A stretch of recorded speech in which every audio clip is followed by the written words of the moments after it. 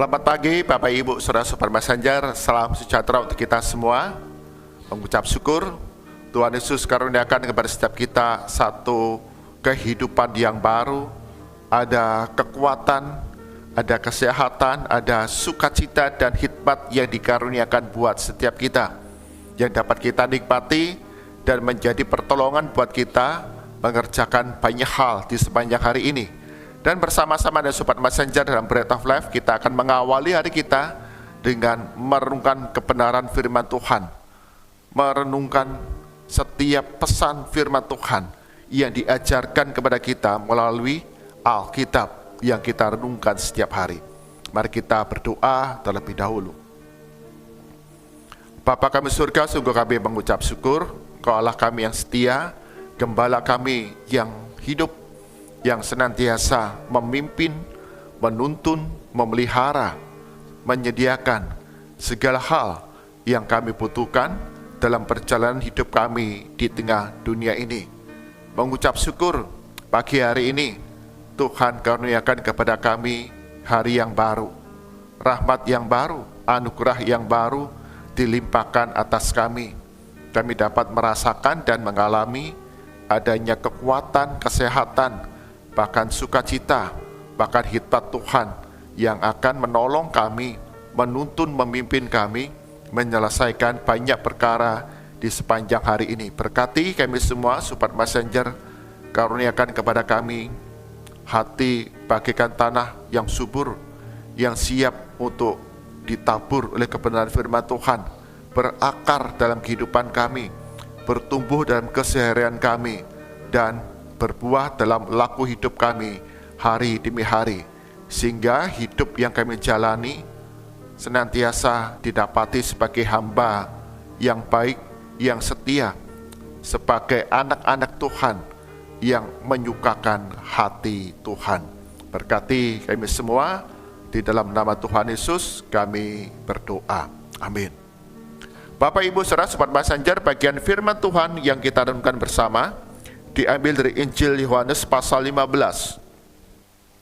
Injil Yohanes pasal 15 ayat yang ke-11 hingga ke-15, demikian firman Tuhan. Semuanya itu kukatakan kepadamu, supaya sukacitaku ada di dalam kamu, dan sukacitamu menjadi penuh. Inilah perintahku, yaitu supaya kamu saling mengasihi, seperti aku telah mengasihi kamu. Tidak ada kasih yang lebih besar daripada ini, yakni seseorang memberikan nyawanya demi sahabat-sahabatnya. Kamu adalah sahabatku, jikalau kamu melakukan apa yang kuperintahkan kepadamu. Aku tidak lagi menyebut kamu hamba, sebab hamba tidak tahu apa yang diperbuat oleh tuannya. Namun aku menyebut kamu sahabat, karena aku telah memberitahukan kepada kamu segala sesuatu yang telah kudengar dari Bapakku. Amin. Dengan firman Tuhan, berbahagialah setiap kita yang membaca, merenungkan firman Tuhan siang dan malam, serta melakukannya dalam kehidupan hari demi hari. Bapak Ibu Saudara Sobat Messenger, tema perenungan kita hari ini adalah menjadi sahabat Yesus. Menjadi sahabat Yesus. Dalam sebuah berita di media sosial, saya membaca tentang seorang driver ojol, ya. Dia setiap pagi harus keluar dengan sepeda motornya, kemudian dia mendapatkan pesanan, entah itu mengantar orang ataupun mengantar barang pesanan. Dia satu hari dalam perjalanannya berjumpa dengan seorang sahabat teman SMP-nya yang kemudian dia akan bekerja sebagai satpam di sebuah perusahaan yang ternyata dekat dengan rumah tempat tinggal driver ojol ini. Sahabat yang bekerja sebagai satpam ini kemudian berkata, boleh enggak aku numpang di rumahmu? Aku belum dapat tempat kos. Jadi sahabatnya ini yang baru saja mendapatkan kerja sebagai satpam minta ya kepada sahabatnya itu sediakan tempat di rumahnya sementara sebelum dia mendapatkan kos. Sang driver ojol ini tentu dia senang dapat membantu sahabatnya. Dia menyambut, ya nggak apa-apa, nanti kamu tinggal dulu di rumah saya sebelum mendapatkan kos, ya. Maka tinggallah mereka berdua, ya. Jadi pagi-pagi sahabatnya ini sebelum berangkat untuk jalan sebagai driver ojek online, dia menitipkan kunci rumah kepada sahabatnya yang bekerja. Ya. Maka sahabat yang numpang ini kemudian beberapa hari dia tinggal di rumah temannya ini. Dia lihat, wah, teman saya ini kelihatannya hidupnya baik ya. Dia punya sepeda motor, dia punya HP yang bagus daripada milik saya, begitu. Sahabat ini melihat kehidupan temannya driver ojol yang sediakan tempat tumpangan buat kita, kok lebih baik. Motornya bagus, HP-nya bagus. Dan entah kenapa kemudian muncullah niat jahat. Ya, sahabat yang numpang ini kemudian membunuh, ya, sahabat yang menyediakan tumpangan buat dia hanya untuk merebut sepeda motor dan HP yang dimiliki. Sahabat yang ditampung ini justru membawa satu bencana bagi sahabat yang mengasihi dia. Bapak Ibu Saudara, Sobat Messenger, betapa sulitnya kita mendapatkan seorang sahabat yang sejati, yang sungguh-sungguh mau memberikan satu pelayanan kebaikan buat kita semua. Acap kali dalam dunia ini kita hitung-hitungan dalam persahabatan. Kalau menguntungkan, aku bersedia. Kalau membawa satu kebaikan buat aku senang. Menjadi seorang sahabat yang dapat terjalin satu komunikasi. Satu hari ketika aku ada dalam kesulitan, aku akan ditolong. Namun ternyata tidak mudah dalam dunia sekarang ini kita mendapatkan sahabat yang sejati, yang mau sungguh-sungguh menolong dalam berbagai situasi yang kita hadapi. Nah, bagaimana dengan Allah kita? Kalau kita membaca dalam kitab Perjanjian Lama, ada banyak tokoh-tokoh Alkitab dalam Perjanjian Lama. Namun hanya satu orang saja yang disebut sebagai sahabat Allah. Dalam terjemahan bahasa Indonesia sehari-hari dikatakan dalam Yesaya. Kitab Yesaya 41 ayat ke-8 dikatakan di sana, Allah berkata bahwa Dia memilih Yakub, keturunan dari Abraham, sebagai sahabatku. Luar biasa, ya. Yakub disebut sebagai sahabatku, sahabat Allah, sang pencipta langit dan bumi. Betapa eksklusif, betapa hebat. Yakub ini kemudian disebut sebagai sahabat dari Allah, sang pencipta langit dan bumi. Demikian juga bagian firman Tuhan yang kita baca. Tentu para murid kemudian menjadi terkejut dan takjub ketika Yesus berkata bahwa aku tidak lagi menyebut kamu sekalian sebagai hamba, namun sahabatku. Pada zaman dahulu, pada zaman Yesus, guru dan murid itu satu status yang jauh berbeda. Guru itu satu status, ya, posisi kedudukan yang mulia, yang tinggi. Murid itu bisa dianggap sebagai seorang hamba. Namun Yesus berkata kepada murid-muridnya bahwa aku tidak lagi menyebut kamu hamba, namun engkau adalah sahabat-sahabatku.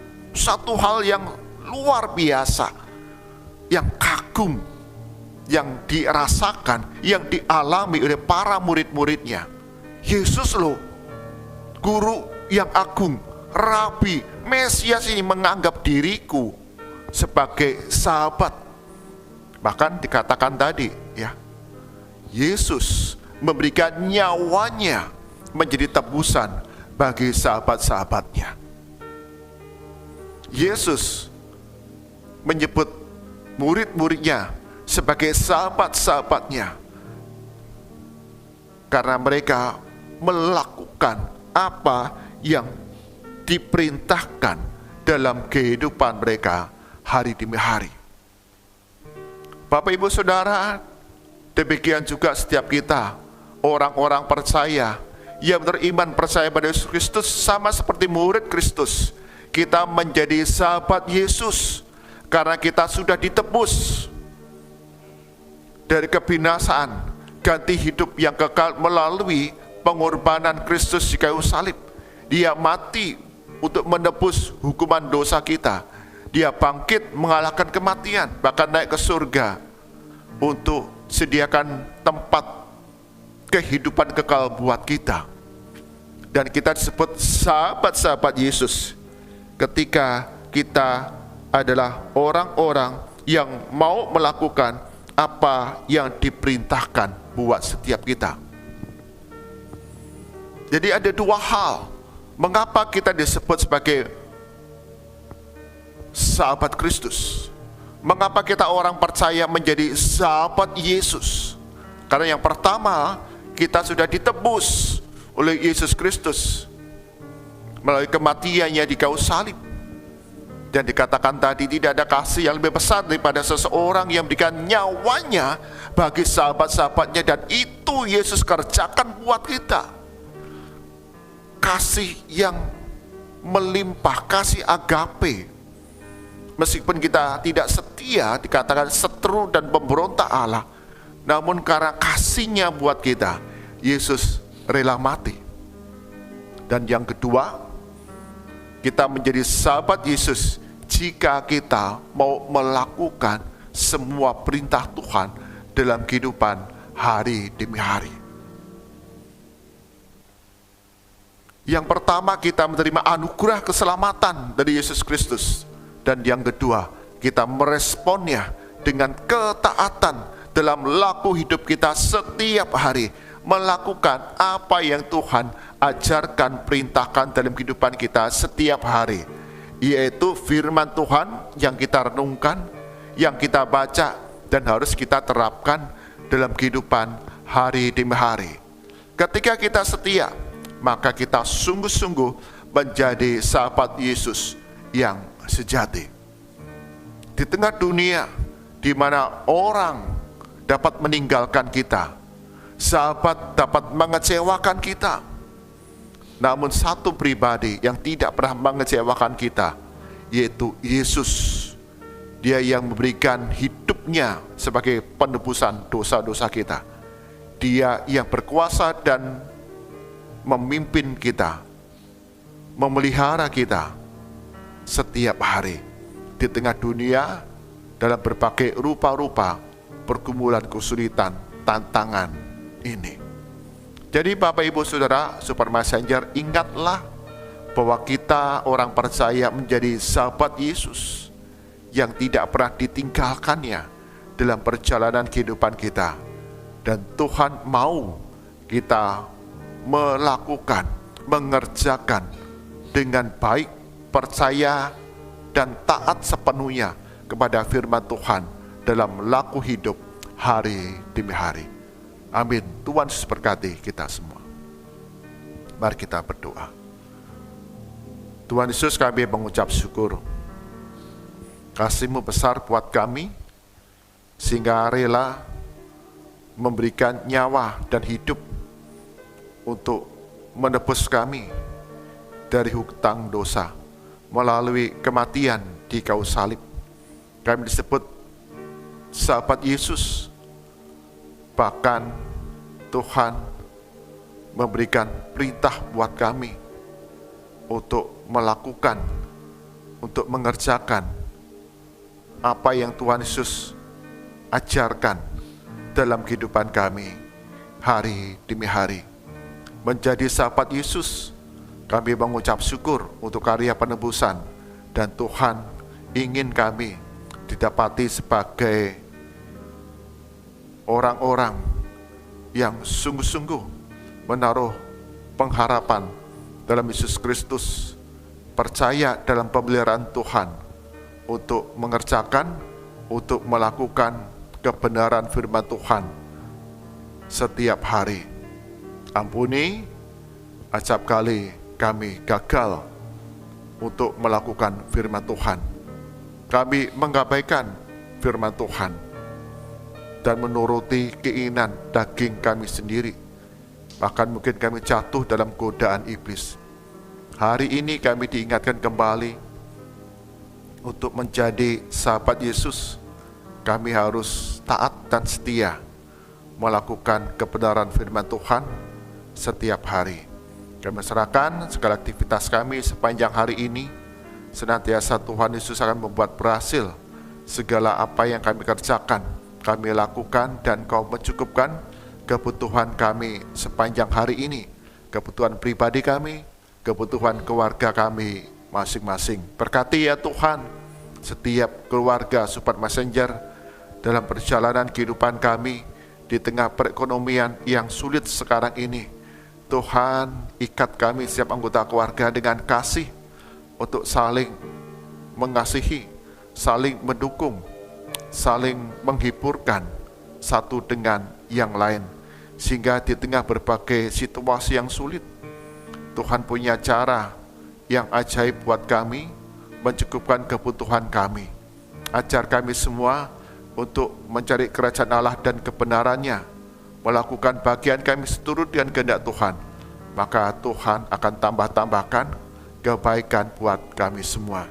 Karuniakan damai sejahtera yang melampaui segala akal di tengah rasa khawatir dan takut akan hari depan yang kami jalani, yang akan kami lalui. Ada banyak permasalahan, ada banyak pergumulan, tapi Tuhan berikan kami hikmat, jalan keluar, berikan kami kekuatan untuk kami dapat menanggung segala perkara. Berkati untuk sekolah tinggi teologi yang ada, seminari yang ada, di dalam membekali, memperlengkapi, dan juga membentuk anak-anak Tuhan yang Kau panggil sebagai hamba Tuhan penuh waktu.